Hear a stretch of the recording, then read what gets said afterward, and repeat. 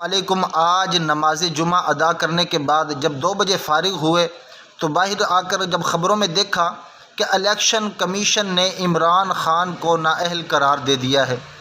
یہ پاکستانی عوام کو بیوقوف سمجھتے ہیں، یہ سمجھتے ہیں کہ ہم روٹی کی جگہ پہ گھاس کھاتے ہیں، ہم بیوقوف ہیں۔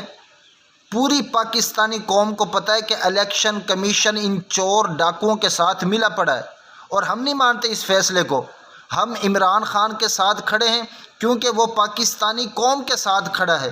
اور آج میں تمام پاکستانیوں سے گزارش کر رہا ہوں، خاص طور پر اسلام آباد اور راولپنڈی کی عوام سے، بھئی آپ نکلیں، آپ بالکل قریب ہیں، اور ان چور ڈاکوؤں کو، بے شرموں کو بتا دیں کہ ہم اپنے ملک کے لیے ہم کھڑے ہوں گے۔ اور میں بہت دور بیٹھا ہوں، انشاءاللہ تعالی جو ہے میں بھی آ رہا ہوں۔ ان کی ایسی کی تیسی، ان کو شرم نہیں آتی؟ انہوں نے مذاق بنا کر رکھا ہوا ہے۔